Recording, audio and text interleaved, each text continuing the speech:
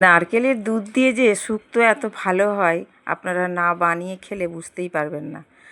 আমি নিজে বানিয়েছি, খেয়েছি, সেই জন্য আপনাদের সঙ্গে শেয়ার করতে চলে এলাম। প্রথমে একটা মশলা করে নেব। পাঁচফোড়ন আর রাঁধুনি আর মৌরিকে শুকনো কলায় ভেজে আমি গুঁড়ো করে নেব। আর আমার বাড়িতেই যা যা সবজি ছিল আমি সব অল্প অল্প করে লম্বা লম্বা করে কেটে নিয়েছি। আমার বাড়িতে যা যা সবজি ছিল সবই কেটে নিয়েছি লম্বা করে। প্রথমে আমি বড়িটাকে ভেজে নেব, তারপরে করলাটাকেও ভেজে নেব ভালো করে লাল লাল করে। তিতোটা তাহলে কম হবে ভালো করে ভেজে নিলে। আর ওই তেলেই বেগুনটাকেও ভেজে নিলাম, বেগুনটাকেও লাল লাল করে ভেজে তুলে রাখবো।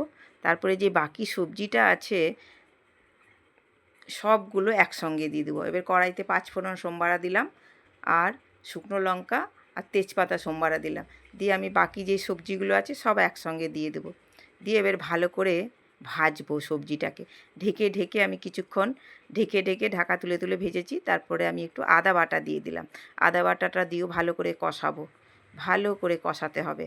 ঢেকে ঢেকে নিভা আঁচে কষাতে হবে। রান্নাটা করতে একটু ধৈর্য ধরে করতে হবে, কিন্তু খেতে একদম গ্যারেন্টি দারুণ হয়েছিল। তারপরে আমি গরম জল করে দিয়ে দিলাম, ভালো করে নেড়েচেড়ে। আমি কিন্তু এখনও লবণ দিইনি, আবার ঢেকে দিলাম। লবণটা আমি পরে দিচ্ছি। এবার যে ভাজা সবজিগুলো রেখেছিলাম সেগুলো দিয়ে দিলাম। সেগুলো দিয়ে ভালো করে মিশিয়ে নেব, যাতে সব সবজিগুলো একসাথে তাত পায়। তারপরে এইবারে আমি লবণটা দিলাম। লবণটা দিয়ে ভালো করে মিশিয়ে নিতে হবে। আর সামান্য একটু চিনিও দিব আমি, এই যে সামান্য একটু চিনিও দিলাম। এইবারে ভালো করে নেড়ে নেব। হলুদ দিইনি কিন্তু আমি শুক্তোতে, আমি হলুদ দিই না। তোমরা কি কে হলুদ দাও একটু আমাকে জানিও। ভালো করে ঢেকে দিলাম। ঢেকে দিয়ে ভালো করে আমি ঢাকনা তুলে দিলাম। তুলে নেড়ে চেড়ে যে নারকেলের দুধটা করে রাখলাম দিয়ে দিলাম। নারকেলের দুধটা খুব টেস্ট হবে এই দুধটাতেই। এইবারে ভালো করে মিশিয়ে আর একটু ঢেকে দিলাম। ঢেকে ভালো করে ফুটবে, ডাঁটাগুলোও সেদ্ধ হয়ে যাবে, আলু সবজি যা যা আছে সব সেদ্ধ হয়ে যাবে, একটু মাখা মাখা হয়ে যাবে। আবার একটু ঢেকে দিলাম।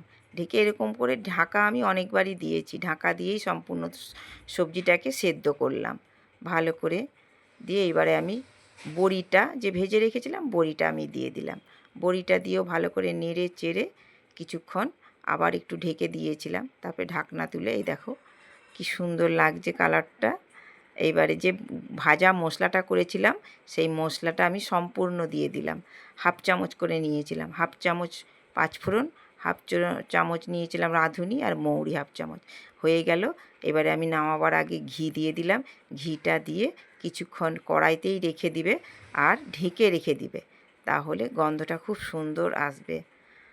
হয়ে গেল আমার দুধ শুক্তো। নয় কিন্তু এটা নারকেলের দুধ শুক্তো। কেমন হয়েছে কমেন্ট করে জানাবে।